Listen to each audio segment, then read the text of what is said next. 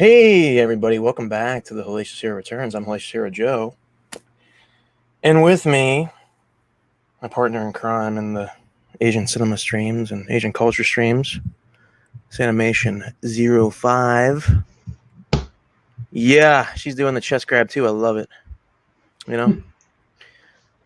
But hey, yeah. You guys read the title? Today is about the movie The Man from Nowhere, a Korean flick, action thriller.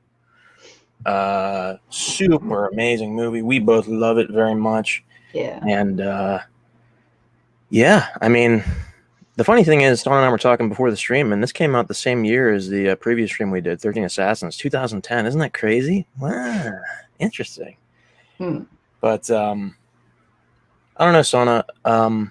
You were talking to me about it earlier today, and saying things about the movie and what it means to you, and there's like some special stuff there for both of us, I think. So tell me about the movie. When's the first time you saw it? Did you see it in 2010 or did you see it later when it came out? I'm assuming later because obviously we don't live in Korea. So when did you see the movie?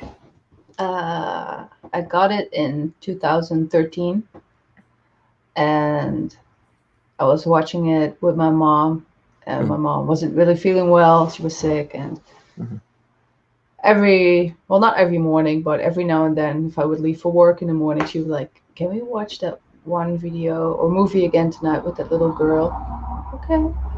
So this movie was one of her favorite movies, therefore it has a lot of emotional value, but also the emotional value of the stuff that happens in the movie. It's a whole lot of things happen in this movie, but I would also like to say, first and foremost, that you can definitely see that the creators of John Wick took a shitload of notes. Oh yeah, absolutely. Of this movie. There, you have the what is it? The club scene. You have that going on. Him all dressed in black. The bathroom scene, which also happens in John Wick, and so many things like all the special fighting moves and stuff. Though John Wick is more, I don't know, it feels more tight in John Wick, but yeah. Yeah, I agree. Hey, here again. What's up? Hey, thanks for hopping on. We appreciate it.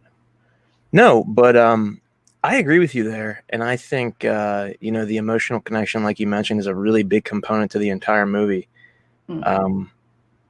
It's a super, super, super emotional movie, and like you said, with you and your mom and how it resonated with you guys, and you have that emotional connection just with your mom, and then you watch the movie, and it's like it's all coming together. And you and I kind of talked about it too. Like, I watched it around the same time, 2013, because I was going through this phase where I had just graduated undergrad and I was getting ready to start grad school. And I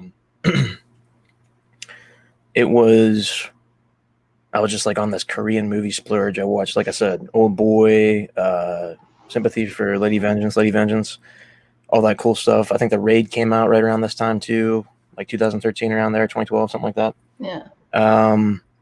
So I was like on this kick, and this movie, I was like, that's pretty cool. Nice. But I told you today, like when I watched the first time, it was more for the martial arts component and the Asian culture component. And then obviously I watched it a couple times after that as well. And then for our stream, I watched it, and we talked about it. I work in law enforcement, and I work with kids as a juvenile probation officer. So a lot of the stuff that happens in the movie is really, really like what I experience every day. Like a lot of the same stuff. Oh my God, like the little girl Sumi is like, oh my God, she's so precious. Like I feel so bad for her. And one of my favorite scenes in the movie is after she gets in trouble when like the security guards stop her, like the police in the alley, because she apparently stole like other kid's bag, and the kid's mom's like slapping her upside the head, and the kid's like hitting her with the bag, and she's like, I just wanted to compare bags. And then she points out, Tae-sik, Won Bin's character, and she's like, that's my dad, remember? And he just walks away, and they go to question him, and then she later, like, it's such an emotional movie, like just talking about it, like the last time he sees her before she gets kidnapped by those goons is she looks at him and she's like, why didn't you stick up for me? I want my MP3 player back. but she still, even though she like is really pissed at him at that point in time, she still cares about him, and she gives him the Black Knight card, the Dark Knight card, you know. Yeah. And then she has like tears in her eyes, just streaming down her face. She's like, "I can't hate you because you're the only person who I can talk to, and I like, you know." And then he just like, Yeah. stands there, and he's like, and it's like, wow, it's that moment. Like I was like almost like seriously, I was just like, damn. I'm Because looking up the sentence right now because what Mhm. she said was so heartbreaking. It was really sad. It was really sad. Uh, that that it is okay that he didn't help her out because she's used to people not helping her out. Mm-hmm. Um, but it did break her heart because he is the only person she likes. And I was like, wow, it's just like, blah, blah, blah, blah, blah. It was so sad. But also, what her mom said to her, like, she's like, yeah, because my mom always tells me if I run away from home, forget the phone number and forget the address. Yes, that Like, part. she's not wanted whatsoever. Mm-hmm. Mm-hmm. So sad. It's so depressing. It is. It's amazing though. Like Mm-mm. it's amazing. You know. Hey, Keys, what's up? You did. Oh, well, Keys, you're a heartbreaker. But oh man, the movie Keys. If you haven't seen it, anybody watched it? If you guys haven't seen it, The Man from Nowhere. And the reason why it's called The Man from Nowhere is let Sanne and I give you a little synopsis here. This guy, you don't really know anything about him at the beginning of the movie. He's kind of just like this pawn shop owner, and his neighbor is the little girl we were talking about, and her mother is like a dancer and a heroin addict, and she dances in this club and all this stuff. Well, her boyfriend or somebody she's dating or whatever kind of like convinces her to steal this bag that's filled with heroin and like drugs. So what happens is the girl who steals it and the guy, she puts it in this like bag and pawns it off to Won Bin's character, and he basically puts it in this like stash of bags in his pawn shop. And anyway, it was like a big crime lord's like stuff, like his goods. And he's pissed that he loses it, so they basically track it down. They find the guy and they find the mother and they confiscate it. And when they do so, they kidnap this little girl, Sue Mi, because they realize that Tae-sik, this character that Won Bin plays, has like a special connection with her.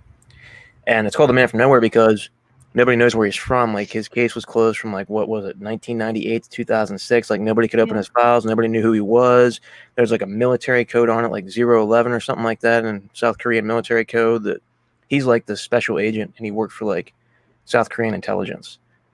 And they're like trying to get this stuff out, and he's a badass in the movie, and you do not want to fuck with him because he like his life story is so tragic though. Like if you watch the movie and see what he goes through and like what he experiences, you understand why. It's cool because, like you said, Sana, this girl doesn't have anyone who loves her, but Tae-sik is like the same character as her. He can like see himself in her because he loses fucking everything he loves. Like his wife, and she was pregnant with a baby, and basically a hitman comes. Like there's like flashbacks in the movie where he gets this text from like this number. He's like, "What the hell is this?" And he's looking at it, and his wife is like expecting this baby. He's in the shop picking out like shoes for the baby to be born, and it's so heartbreaking. And you get the text, and his wife's like, "Hey, honey, I'm over here in the car. Hey, come on, let's go. Come on, let's go." And he's walking over the car. He's like waving at her, and he's still like, because he's a secret agent, you can see in his eyes like, fuck, something's up, you know? Yeah. And he's looking, and all of a sudden you see like this fucking bulldozer, this big truck just come and smash right in the car, and it like levels like 3 or 4 cars. And then this guy walks out from behind the truck that just leveled his wife and kid. He's in shock. He's like, fuck, what happened? And this guy just comes out with a silenced pistol and shoots him. But then as soon as the hitman shoots Tae-sik's character, he's like, oh, he falls, drops the bag with his baby shoes in it. And then like the police come and they shoot the guy in the head and kill the assassin who was going to kill Tae-sik. And he's laying there like literally like he had a lethal wound, and he's just like laying there screaming his like wife's name. He's just like, ah, and it pans to the car, and you can see just like the blood just fucking just gushing out of the car. I mean, just basically depicting like, hey, they're gone. There's nothing left there. They're done. Pure slaughter. Yeah, exactly. So I mean, it's his life story is really fucking tragic. It's really, really sad, and he can see himself in the girl because after he lost that, his wife and his unborn child, he lost everything. He didn't have anybody either, just like her. So he kind of relates to her. Like at the beginning, she kind of annoys him a little bit. You know, he's like, just get out of here, blah, blah. And then he kind of is like, and he lets her sleep, and Yeah, because but still, also that sausage scene. Okay, it's not yeah, pornographic. Don't worry about it. But he pepperoni. She gives him the MP3 player, and then he gives the money, and then she complains that, like, yeah, but it has the new best songs on it. I'm pretty sure there was like Girls' Generation because they were the biggest girl group then. And then he was like, give me the paperback of the money. And then he gives her a few coins. But while he does it, he places the sausage in her side. So he knows that she will notice it because, it's a girl that's starving in anything, like for love, food, and all that stuff. So that was pretty cool. Also, absolutely, how he protected her and how they cooperated when he was like pushing the ball away with his foot, yeah. So because I was his just gonna say mom was that. like, "Hey, you pedophile, whatever." She was calling him like, "Oh yeah, my mom says that you're a gangster or whatever." He was like, "Well, what do you believe?" Exactly. That scene was cool though. You Mm, can see his mom's like all junkied up, like her mom. Excuse me, yeah, her mom's all junkied up because she's like flirting with him, but like hating on him at the same time. She's like, "Why don't you ask me out? Why don't you just ask me out?" yeah, And it's like, he's like, "No, no thanks," because he can tell. I mean, he's intelligent. He knows there's something up there. mm, But the movie, like, it starts off really, really simple. Like we were saying, you really don't know where this guy comes from or what he does, and it's only like I want to say like maybe a half hour or so into the movie, things start to unravel like really, really slowly. Like it just pieces you stuff and just spoon feeds you stuff throughout the movie, and like things just start making sense, and like it's like oh shit, this is going on. Oh whoa, whoa! It turns out like not only is it drugs, there's also like organ harvesting where these people were like taking people's organs out and selling them for profit and money. There's like people are using trafficking of children. human trafficking of kids and making kids work in like heroin labs and meth labs and stuff and all that. It's really deep shit. It's like it's And when amazing. they're a teenager, that they are being told that they're going to, like, I don't know, their parents or something, and Mhm. but basically they're being killed for the organs. Like Exactly. that one little girl.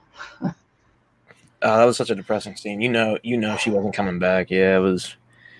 Some of the stuff in there is really touching. It's a really. We said this about 13 Assassins, and Sanne mentioned it at the beginning of the stream before we even started. The word that I can think of to describe this movie, and just one word if I had to, is emotional. I mean, Mm. it's really emotional. I mean, it's sad, but also really, really beautiful at the same time. There's a couple moments in it that are like, man, that's amazing. I mean, you can't. Some of the scenes in there that are just where he has the conversation, him and the girl together, just in the scenes when they're together is just like fucking adorable. I'm just gonna say it. Like Yeah. it's really good. I mean, those actors and the actress who played Sumi and obviously Won Bin as Tae-sik, they're I want to say this because Sana mentioned this in the last stream we did. These kind of movies are underappreciated because a lot of people just want to see the action sequences. And when like people think of martial arts and movies, you think of Asian people, okay, and you think of them being like super like militaristic and martial artists, kind of like what we talked about in 13 Assassins, and they are. There's no Mm. question about it. However, like don't discount their acting prowess. I'll tell you this: watching this again, like this is probably the third or fourth time I've watched it. Those two actors, the one who played Sumi and Tae-sik, are fucking unbelievable actors. Like Mm. they sell the role. I mean, and Sonny, you mentioned a fact before we started the stream about Won Bin, the guy. Tell me that fun fact you were talking about.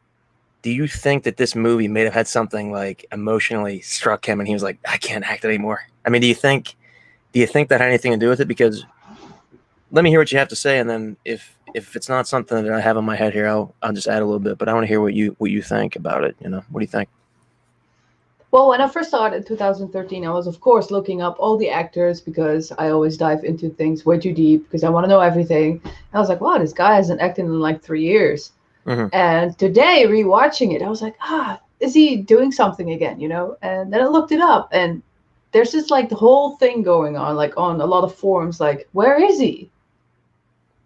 He's still alive. I mean, he's married to like a Korean actress and all this stuff. And there are pictures of him out there, but he stopped acting after this movie. So it's like, was it emotionally damaged, or was it like, okay, I did maybe the best movie ever in my career, so I can never top this, so maybe I should just like stop right here? I don't know. But yeah, it's pretty interesting. But I can also really respect an actor for that, when they're like, okay, I just did a few movies, I'm done with it. I've proven my point. I can continue doing the same shit all over again in different movies. But he is an amazing actor, and since it's getting its American remake, I think everyone should check out the original. And also, when I talk with people that are not really familiar or at all familiar with like Korean movies or Japanese movies, well, Korean movies are now getting more popular, but this is always the first movie I tell them, like, go check out The Man from Nowhere, go check out A Bittersweet Life, go check out this one, go check out this one, and 13 Assassins. So yeah, this is definitely one of those movies that made a big impact on me. Like, wow, did I just watch this? Because you see these type of movies with a big story in America, like in the 70s, where it was all based on like a good story, good acting, blah blah blah, and it's no longer there. And you really long for like a good fucking movie that just keeps your attention, that doesn't want to make you grab your phone or something like that. And this movie just sucks you right in, because you feel with these people. Absolutely. Absolutely. Oh, Keys is saying this movie's right up his alley. Ooh. Yes. Keys, man. Good. Thanks for being on the stream. Yeah, definitely check out the original, man. It's Sanne and I talked about this before. We're not really big on the whole American remake thing. It's kind of like, if something's good, don't break it. You know, just, you don't need to fix it if it's not broken. And I just want to add this too. This movie has 100% rating on Rotten Tomatoes. It is a perfect 100%, 10 out of 10 movie on Rotten Tomatoes. That's pretty fucking rare for any movie. Yeah. So, I mean, even 13 Assassins only had a 95%, and that movie's incredible. So, I mean, like you said, Sanne, just to echo that, I wanted to add one more thing to that, because I think you're 100% right with that. The fact that, how can I top this movie? How can I, do anything better than this?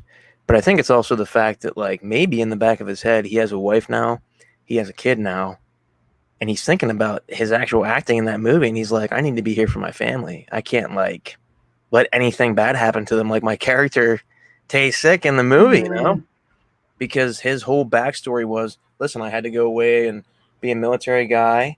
He did all this nasty shit to people, and then all of a sudden, when it's time for him to be done with his job and kind of like settle down and have a family, the hitman comes and fucking ruins his entire life, you know? Yeah. So I think in the back of his mind, he was probably like thinking all those things, like, hey, look, I don't want to be a real life Tae-sik. This movie was amazing. It was a great learning experience for me. It's given me the knowledge and the wisdom to be like, listen, I need to hang this up and just support my family and take care of my family.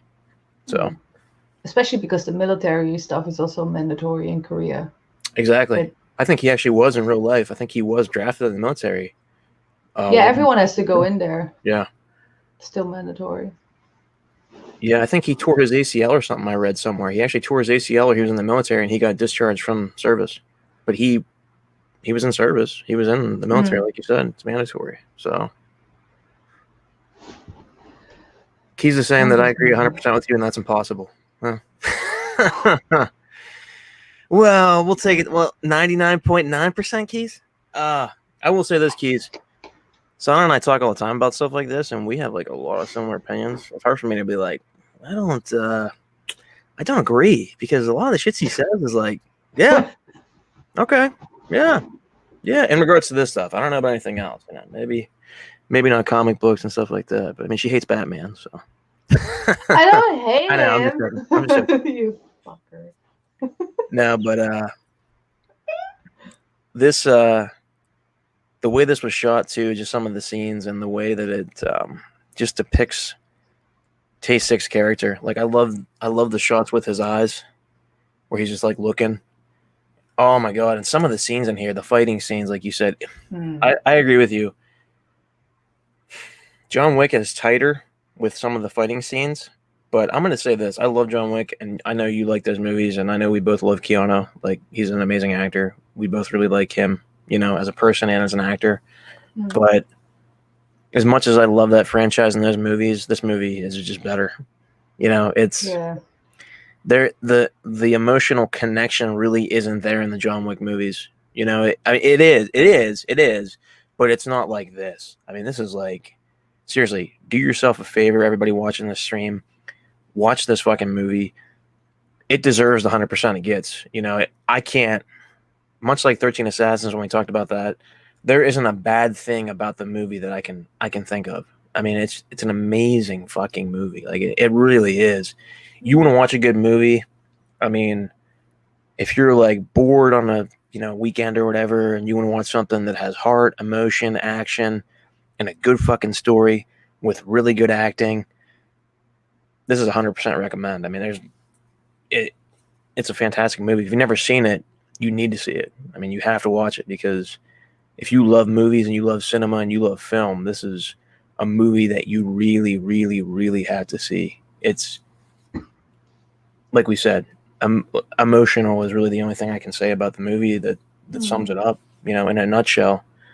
But there's so many layers to it. It's so complex but so simple at the same time. The thing that's funny is a lot of this shit over in Korea, they talk about their vengeance stories and how everything's based on vengeance and revenge, and all these movies are based on killing and blah, blah, blah. Like, they do the same shit over and over again. It's just rehashed garbage, blah, right? But no, I mean, this movie is fucking amazing. It is one of the best revenge movies, or one of the best action thriller movies ever made. Yeah. As far as, in my opinion. What do you think, Son? I mean, do you agree? Do you think it's one of the best action thriller movies? Do you think it deserves 100%? Do you have any criticisms about it? Is there something you'd change? Is there something that you think wasn't quite as fleshed out, or something you would have liked to see more of? Or do you think it's just like, it's amazing? It is amazing, because they don't leave anything untouched. Like, what I really love about this movie is the main hitman of the bad guys. He's like, when he shoots the gun, he's like, yeah, but he didn't flinch. Like the other guy's like, yeah, what the fuck does that mean? But also at the end, when he's fighting with him, like the admiration he has for him, like he sees where he's coming from, but yet it's his job to go after him. And what I really like is when he actually the eyeball scene, where he's actually like really crying, getting emotional, thinking that it's on me, that he shoots it, like, wake up, it's not her, she's still there, because he is also feeling very bad towards Sunmi, because he keeps telling her that she's going to see her mom again. And she's like, I'm not going to see her again, especially when the guy's like, yeah, I had your mom in my hands, meaning with the organs and stuff like that. And how upset she gets. She's like, yeah, but you told me I was going to see my mom again.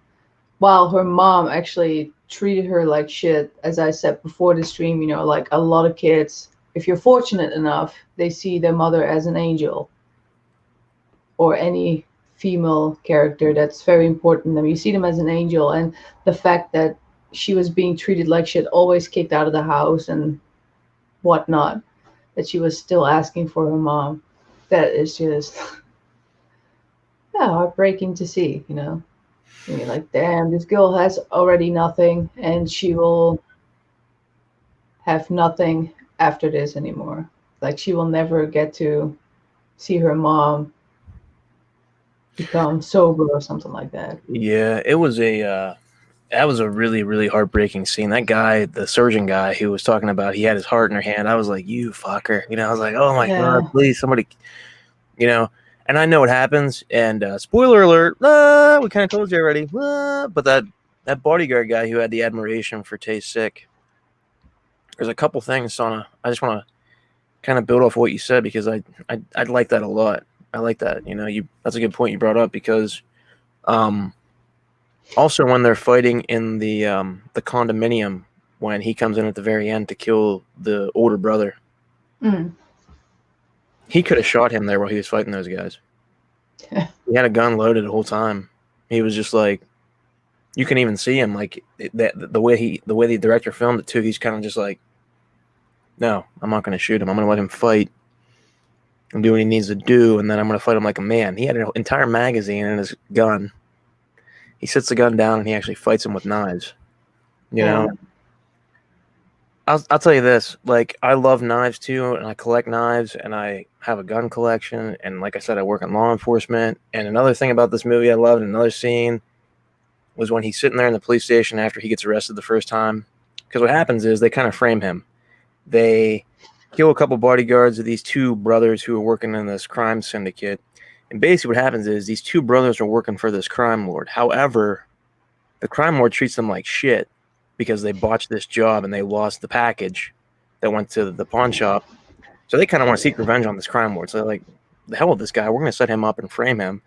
So they get Tae-sik to do their dirty work, and they make him deliver the heroin to this big upper echelon crime boss who they actually work for. But then the one brother calls the police to try to get Tae-sik and the mob boss taken down at the same time. And there's this phone conversation while Tae-sik's like sitting in the room, and he's like, "Fuck you, you piece of shit." He's like, "You think you can take my business from me? I own the city, blah blah blah." And his brother's like, "Yeah, fuck you." And then that whole scene was just amazing. But he goes to the South Korean like precinct, Tae-sik, because they're trying to figure out who he is and crack the files. And I love the scene where he's sitting there and he's like, he's like, the Chinese translator guy's like, "We have any snacks in here?"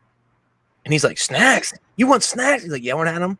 And then they bring him snacks eventually, and they bring like Tae-sik a plate of food before they figure out he's like this intelligent like military guy. And then it doesn't show him beating the shit out of the cops until later on like security footage.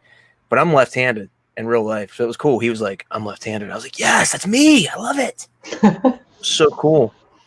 Because that character is such a fucking amazing person. And after watching it, like I said earlier, with the connection I have now with my job and that kind of stuff, it was like, I can really fucking relate to this dude, you know?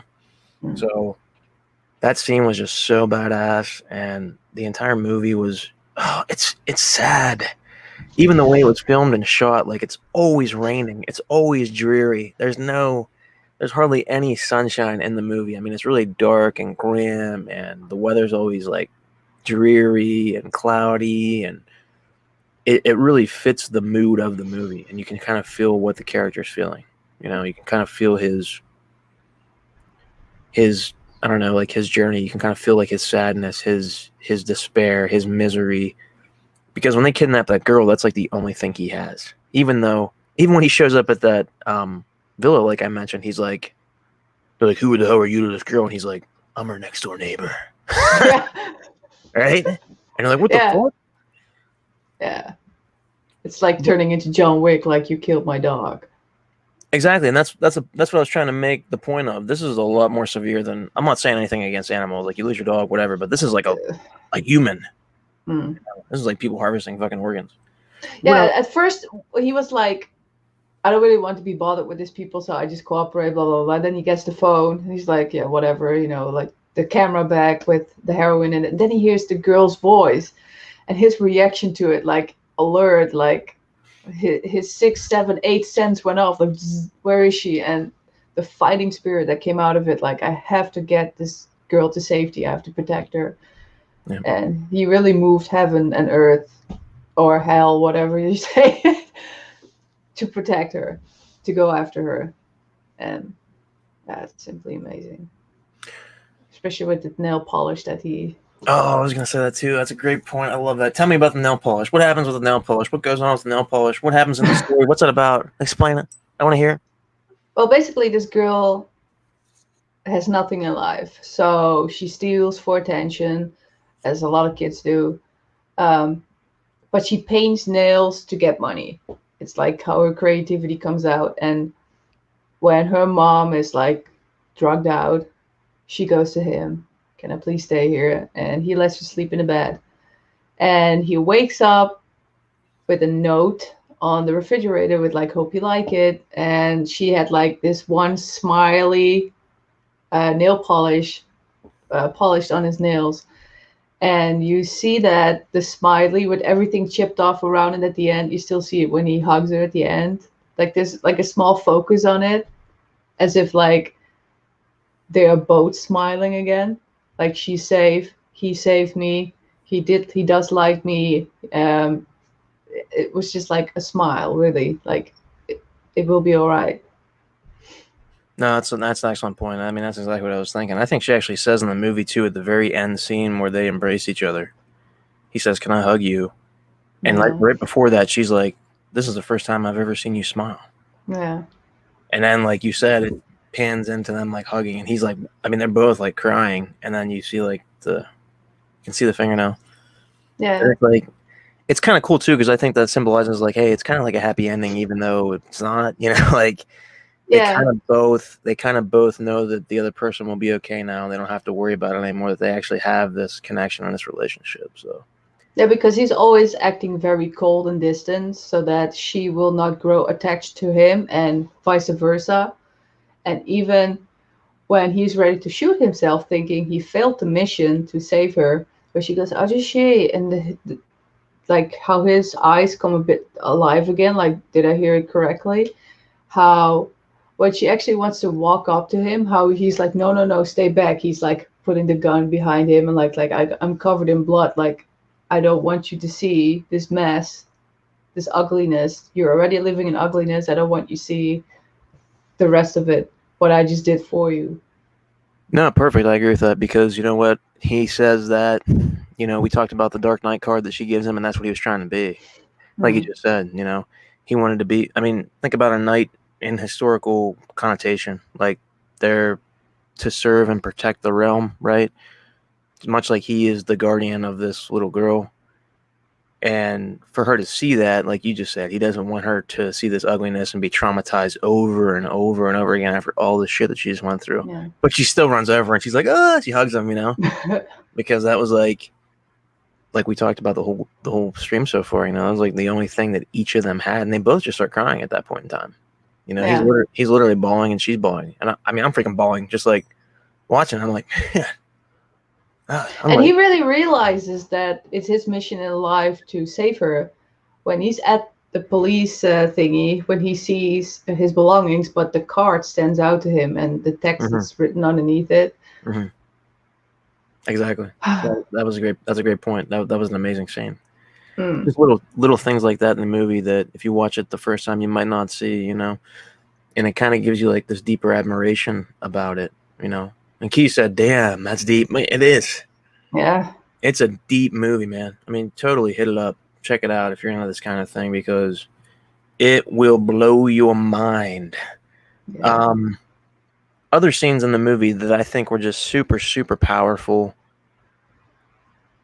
Too And many. yeah, I mean, literally the whole fucking movie is like, that's no joke. But one of my favorite scenes is, remember how we were talking about how there's two brothers, right? The older one's kind of the brains of the operations. He doesn't really do anything too shady. He seems like he's the guy who just makes the phone calls, handles the shit. He's the one in the nice suit, the one that makes sure everything like works out all right. And then his younger brother is kind of like the ladies' man, the player, the muscle, the guy who makes sure shit gets done out in the real world while he's making the business phone calls. The older brother. Well, one of my favorite scenes is we talked about it kind of at the beginning a little bit. Is when Tay Sick finds the meth lab or the heroin lab where they're basically you can see this like the needle marks on the kids. They're testing the stuff on kids, like it's literally killing them, and just to make sure it's good enough or potent enough. And when they die, like Sanne said, they harvest their organs either this way or they tell them they're gonna be old enough and harvest them later. They just do it whenever it fits their goal. But I love the way that Tay Sick kills the younger brother. He takes you use like CO2 and gas and all this kind of stuff to boil and make stuff like drugs, to whittle things down, to make the serum, to do whatever. And he cuts this hose off of this gas tank, and there's a lantern on this table with like a rope on it, and it's weighed down by a bag of heroin. So after he literally beats the shit out of this fucking guy, I mean, he shoots him, he's shooting him with a fucking nail gun because they're in like this warehouse where like there's all this like plastic stuff up. It looks like it's a condemned building, so it looks like there might have been some construction or something going on. So he gets a nail gun after he shoots this brother and kills like all these other henchmen in this building and saves these kids. I mean, they're literally like shitting in there and sleeping in shit. There's like it shows you them like there's shit there. He uses a bag of heroin to weigh down the lantern, and then before he leaves, and he's like, the one guy's like, "Do you know who I am? If I die, you'll never see the girl again." Ha! And he's like, "Yeah, fuck you." He's like, "You're both gonna die anyway, regardless." He's like, "My mission is to save her. I'm gonna save her. I don't care what it takes. You're both dead, you and your brother." So he cuts the bag of heroin and it starts emptying out. It reminded me of like an hourglass. Like, hey man, your time is up. Your time is up. And the sand and the grains are just trickling out. And as soon as the bag's empty, the lantern falls off the table right into the spot where the gas was like just fucking just growing and festering. And it's just the whole fucking place goes up in flames after he evacuates all these kids and kills him and all the pieces of shit inside. It's an amazing scene. See, he's a super smart guy too. Like he's a really smart dude, you know. Love that scene. Yeah. Also, when he takes like charge in his own hands, when he has recovered and cut all his hair off, where he goes to all those vending machines to see where that one truck came from that he had to go meet the first like crime lord with the heroin, just to see like where was it taken, because he heard about what area she was hanging with, but he was like, okay, but if I track down the machine that they take it from, it will lead me to her. And the fact that he misses her a bunch of times, like in the the gambling thing, like he follows the kid around the corner and she walks out, and the same thing when he walks out of it, she returns. I'm like, oh my god. Yeah, that's a great point. Every time he was literally like seconds away from intercepting her walking out the door, but he didn't want to call attention to himself because, like Sanne said, at the beginning of the movie he has like long hair, and then he gets to this point where he just like that aggression shit takes over, and he leaves the police station and all this shit, and he's like, it's time to get really fucking serious now, because he gets shot. He when he leaves the police station, he finds his car and he like commandeers a car, and he gets shot. And he like finds like an old war buddy or something, like another intelligence guy who takes the bullet out of him and then gives him I think it was a Glock 19 handgun. Pretty cool gun, subcompact, pretty awesome, 16-round magazine. I mean, but he gets that, and some of the shit he does with that gun is awesome. And like what Sanne is saying, like he sees this kid because they have these little trucks, these little plastic trucks are a vending machine, like she said. What they're doing is they're putting like little packets of heroin underneath these trucks and like trading them with people, and they're putting like credit cards and shoes, and these kids basically deliver this shit to the buyers and the sellers and all this shit. They're basically trafficking drugs for this corporation or these henchmen. No one will suspect the kids. Yeah, exactly. And another scene that was really cool is when they find all that out, because that one guy's in the wheelchair with the walker. And he's a cripple, and the one like police officer like flying side kicks his ass, and he's like, "I'll make you walk." And he's like, "This guy's beating the shit out of a crippled man." And the other detective comes over and smashes the crutch, and they find the drugs inside of it. How he runs out. Up. He's like, "Get up, let's go." Then they interrogate him, and he basically spills the beans about everything. He's like, "Yeah, they're trafficking kids, they're doing this, they're doing that." And then they find all this shit. It's super amazing movie. I mean, so many cool scenes in that. So many depressing scenes too. Yeah. Another scene that was really depressing for me, Sanne, was when they're at that meeting like we were talking about with the big crime boss, and then they're like, "Just feed him to the fucking police," and they throw him out the window, and he lands on that net, like, and he's laying there, and you can see that fingernail that's painted. And then the guy's trying to escape the crime lord, and oh my god, the scene is so fucking sad. He chases him in this car, like he cuts the net, takes it, cuts the net, and follows this crime boss. He gets a car and smashes into the other car, like literally just wrecks it. The guy's in the car, like, oh shit, and he gets out, and he's like fighting the guy, and then the police come before he can like do anything to him, and they walk by the car that he used to smash into the crime boss, and the trunk's open, and it's like this freeze frame, like everybody's just like looking at it, like, oh shit, what's in the trunk? Oh shit. And you're like, what is it? What is it? Is it the girl? Who is it? What is it? And you look and it's the girl's mom. Tae-sik unknowingly when he delivered this package to this crime boss was actually transporting this body of harvested organs as well in the back of the trunk. It was this heroin addict, this dancer, this little girl's mother who the autopsy's there. She's cut open, like all the organs and stuff are out. It's depressing.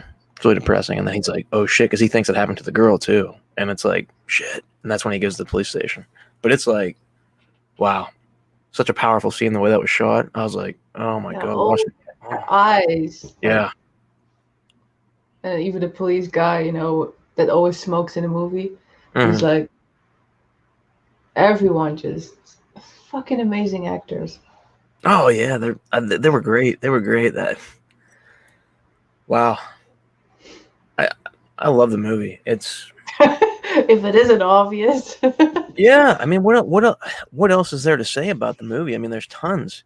What else from you? Tell me some more stuff about the movie that you really like. I mean, I mentioned a couple scenes. What other scenes? I know we mentioned a lot so far, but is there anything else you can think of that was like super powerful that sticks out in your mind where you're like, oh my God, that was fucking amazing? Like, let me check my notes just before something. Oh, he took some notes. Yeah. Yeah, because I'm scared. Nah, you're good.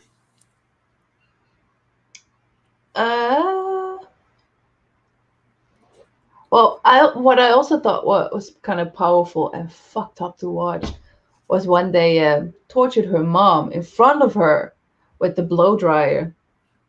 Yeah. Wow. Yeah.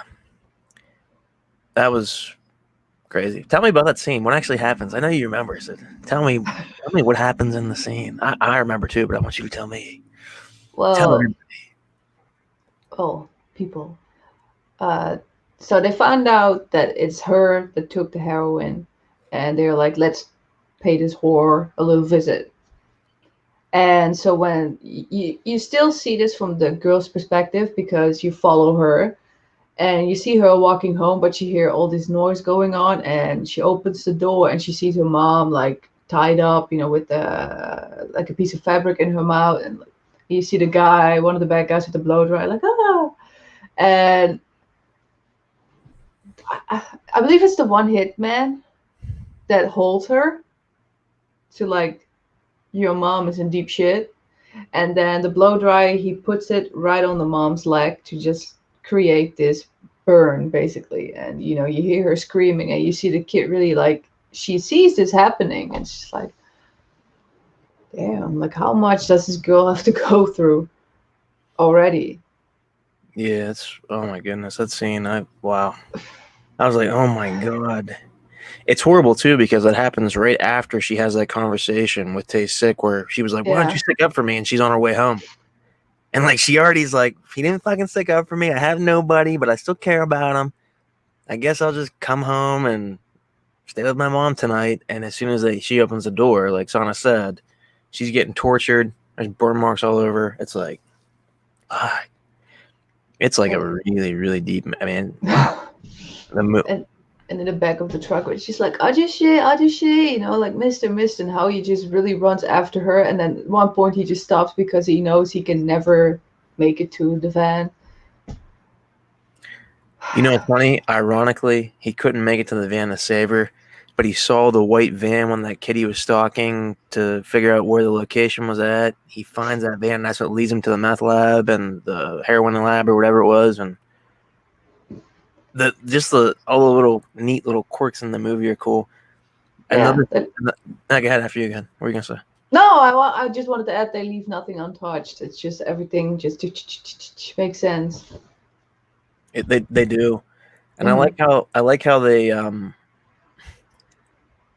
use Hyundai cars. And I don't know if you guys know, but Hyundai is a big Korean car manufacturer.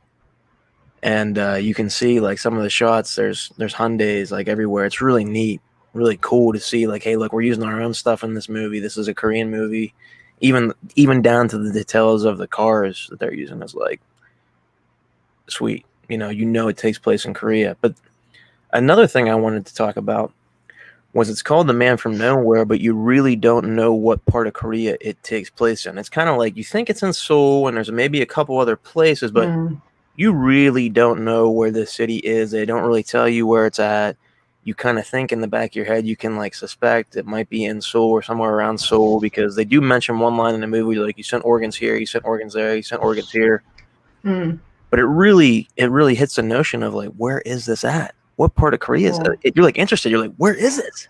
Yeah. Where are people doing this crazy shit at? Because it doesn't really tell you. But I think that's awesome because it really adds to the whole mystery of The Man from Nowhere, the title. It's like, where is he from? They don't really tell you. It's like, it's really neat. I liked how they did that. I liked how they didn't introduce everything, you know? It was really cool. But like you said, even you said like they leave nothing untouched, and you're right. Even by omitting something, it makes the movie all that better. Like it makes the movie all that more amazing. Isn't that weird? Like, and it goes back to what we talked about at the beginning of the stream. You don't need all this action and all this shit with no story. Sometimes less is more.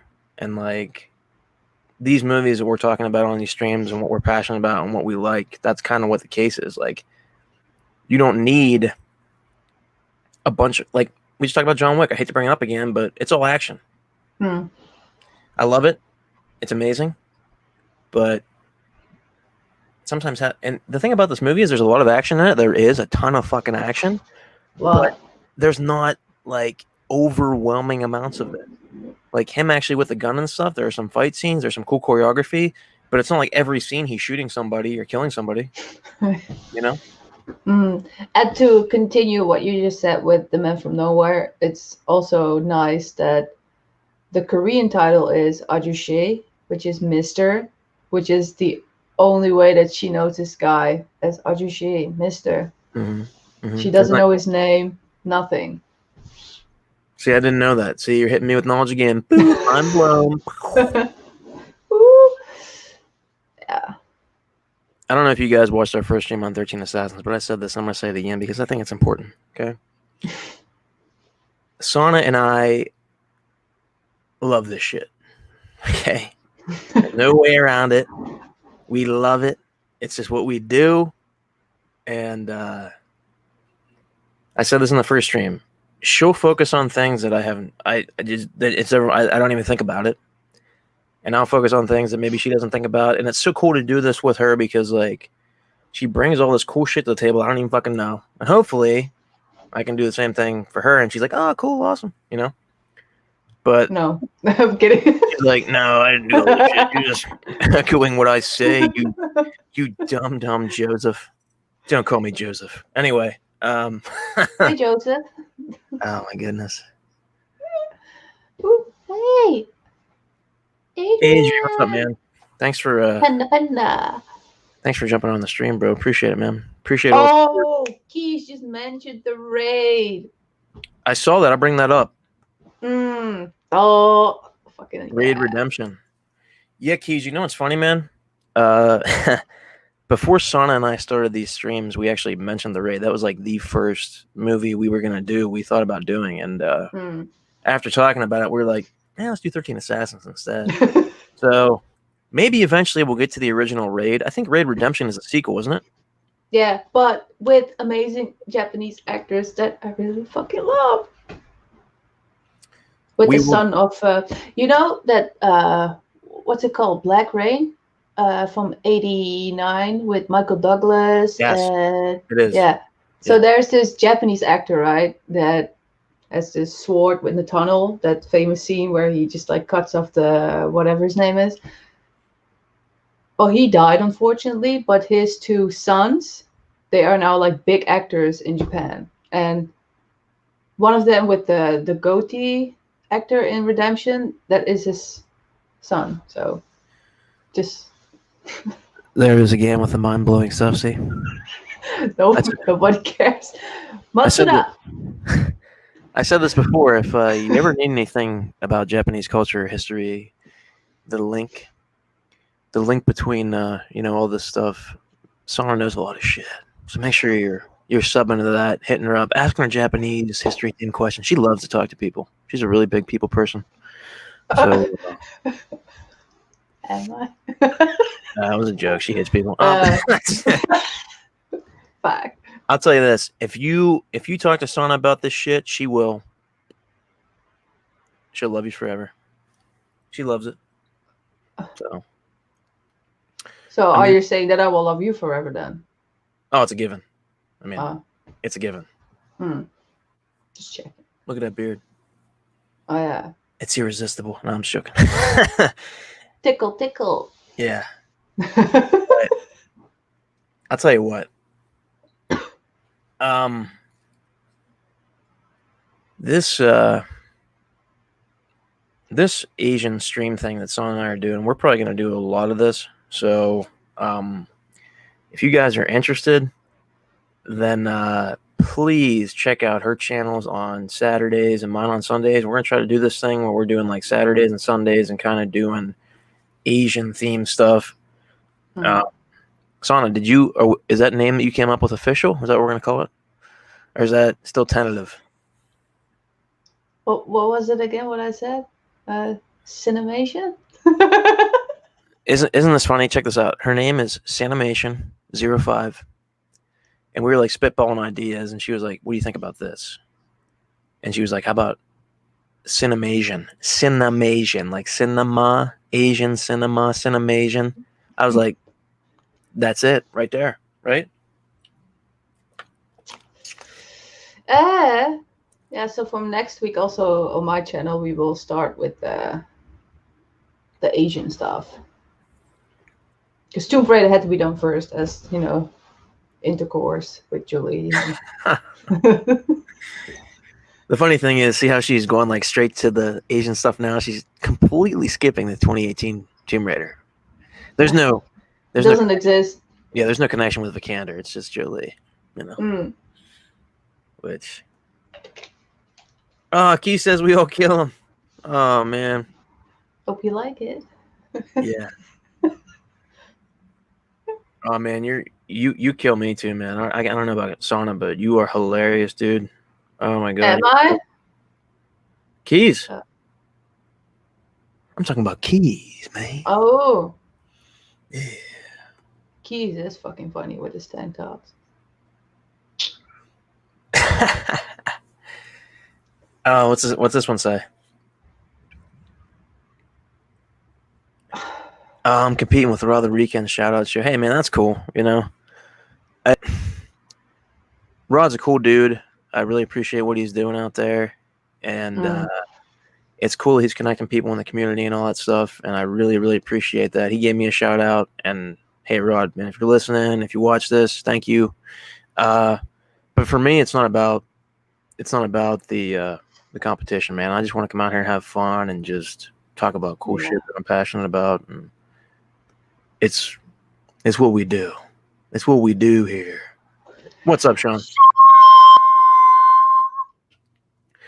We're just talking about The Man from Nowhere, man. We kind of talked about our love for the movie and how amazing it is and how it's 100% on Rotten Tomatoes and deserves it because it's perfect. And it's Sanne's favorite movie of all time, the greatest thing she's ever seen.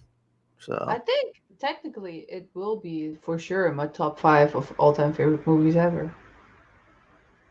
Yeah. I mean, what's not to love about it? You know, it's too good. Yeah, exactly. You see, in my head, like I'm weird because I'll compartmentalize different things. I'm like, okay, top 5 comic book movies, top 5 Asian cinema movies. Then there's just so much information out there. Like as a society now, we just have like this wellspring of stuff, right? It's hard for me to be like, where did I put The Man from Nowhere on my list of top 10 movies? Is it in there or is it in a different category? Because it's a Korean movie. What about Japanese movies? What about Chinese movies? It's like, then you get the stuff in your head and you're like, damn, where do I put this? I was like, I'm going to make it easy. Korean movies, Japanese movies, Chinese movies, Vietnamese movies, Indonesian movies, Taiwanese movies, so on and so forth, right? And speaking of Chinese movies, everybody knows the movie The Departed, right? With Leonardo DiCaprio. And yeah, I know. It was based on what was it called? Internal Affairs? Internal Affairs, yeah. Did you ever see it? Love it. It's a great flick. Andy Lau. Yeah, he's amazing.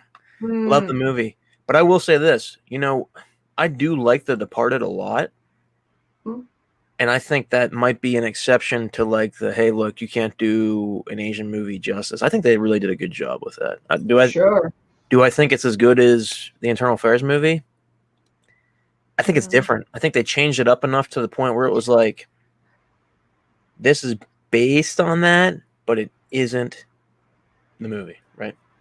Yeah, but definitely all the scenes that people talk about when it comes to The Departed is straight from Internal Affairs, like the Yeah, envelope scene and stuff like that. those scenes are like super super great though, and Uh, like you said, like you can't. The Internal Affairs scenes are obviously original; they're OG. It's ooh, so hard gangsta. to copy that. So Mm. you know, but what else about this movie in Korea? Let's talk about Korea for a second. I know we talked about Japan on the last 13 Assassins stream, but what about Korea? Talk to me about your love for that. What's is it? I, I'm saying you do not love it as much as Japan, right? Japan is your numero uno. Mm. Where's Korea fit in? Do you like Korean cinema and that kind of stuff more than Chinese? Is it about the same? Where's that at? Well, I think Japan is 100, Korea is 75, and China is 50. Um, Korea and I go way back to, I think, 2000, maybe 8, 2009, because I was really into Japanese stuff. And this was way before the whole like K-pop explosion, with Gangnam Style and stuff like that. But I discovered like a bunch of K-pop groups due to listening to a lot of Japanese groups. I was like, oh, what's this? What's this? And I discovered like 2NE1. They're like the queens of K-pop, but they have like this similar group now that's called Blackpink, which is kind of like more famous out there. But 2NE1 was way better. Huh. Uh, so I discovered this website with Japanese dramas, Japanese movies, and it's like, whoa! I can actually like watch any fucking movie that I really want with any actor that like, oh, what is that actor? What else does he do? Oh, they have the movie or the drama on here. Cool. And they call it drama. It's like what we say TV series, but they say drama. Same goes in Korea and Japan and China, whatever. Uh, so I discovered that, and I was like, wow. But here's the thing. Korea, when they have like a series, they have like 20 episodes, an hour long. And for the most part, it feels like a fucking drag. Like the first episode is like, okay, I'm into it. Then you get to the second episode, and then it's like a shitload of flashback to the first episode. So basically, if you watch the first and the last one, in the last one, there were like 30 minutes of like flashbacks of the entire fucking series. But whereas Japan, it's short. It's like 45 minutes, and it gets to the point real quickly because it's just 10 episodes. But I do notice the difference between Japan and Korea. Like Japan really focuses on everyday life, whereas in Korea, where you have like this poor girl, she's like sitting there with like uh, the newest phone, uh, the designer bag, and all that stuff. It's really about appearances there, obviously, because plastic surgery is like fucking McDonald's there. Um, and everything has to be of expensive brand. And they really embrace, well, I have to word this correctly. So with K-pop now being famous worldwide in the movies, a lot of people are like, oh, I want to go to Korea. But Korea technically is not really ready for foreigners because they just don't know how to deal with it. Because suddenly you have like all these other people like talking Korean, which is pretty cool. I mean, I learned Korean for a while, uh, but you hear so many tragic, sad stories of people that go there with an expectation because they've seen the dramas, they've seen the movies, they love K-pop, but the experience that they have with the Korean people itself was unfortunately not that good. Like I also noticed it in Japan, in Shinokubo, which is like Korean town. Japanese people leave you alone and they really just like touch you and be loud and like drag you in the shop, like, oh, check out this, check out that. So there's a huge difference. But that's why I really like Japan more because, you see a person there sitting in her homeless look, like chilling on a couch, which is like too familiar for me. And whereas Likewise. Korea, it's like, right? Yeah. Where in Korea, it's just like everything has to be fancy, even when she's supposed to be the poor girl. So, but all glory also towards Korea, because other than that, they also really deliver great TV shows.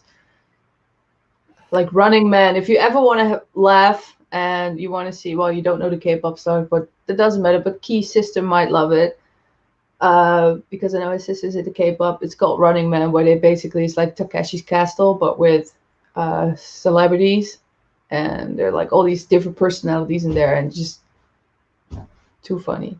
I thought you meant Running Man with Schwarzenegger for a second. No! Sub-Zero, now Plane Zero. Sub-Zero came to the village. Oh my goodness. That story is a classic. It's a classic. Yeah. Poor Scorpion. Yeah. Yeah. Especially as his name. Especially pepperoni pizza. Anyway. Oh. That what you said though. We're both having the same pose. Let's not do that. All right, sorry.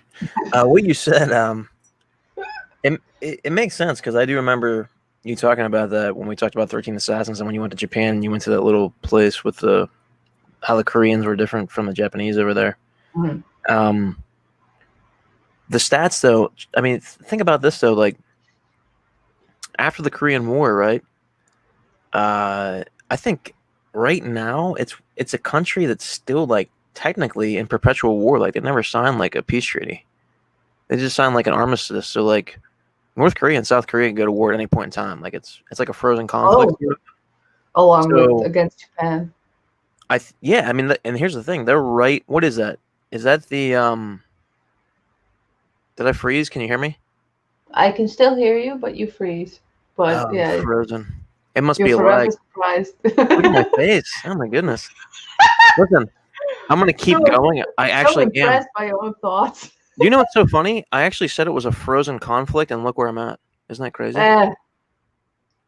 Conspiracy confirmed. But hey, look, I know I'm frozen. I don't know what's up. It might be there's a rainstorm out there, so that could be it. Mm-hmm. But hey, as long as I still have audio and you're not gonna laugh at my stupid image up there, it's hard not to.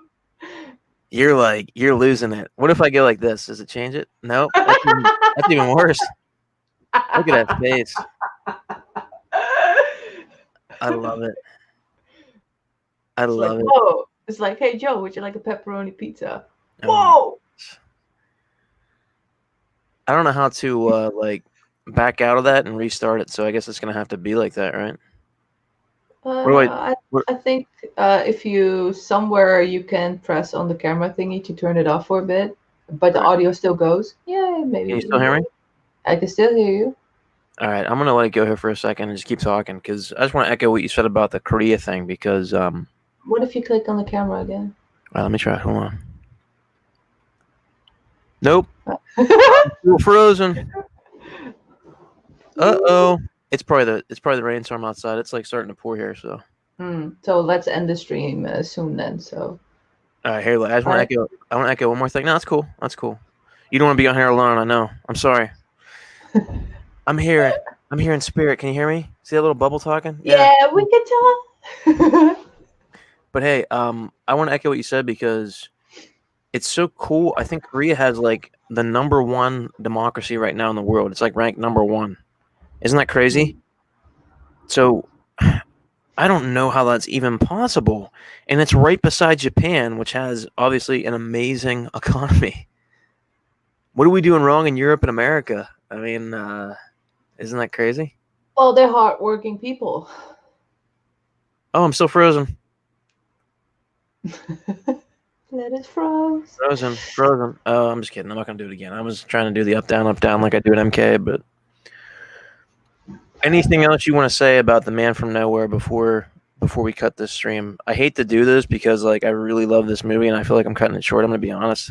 This sucks that the camera's all glitchy, but... Well, we can do something like an end of the year wrap up where we talk about favorite movies again that we touched upon before and make like a top 10 or something. I don't know. We'll Yeah, we figure should, something out.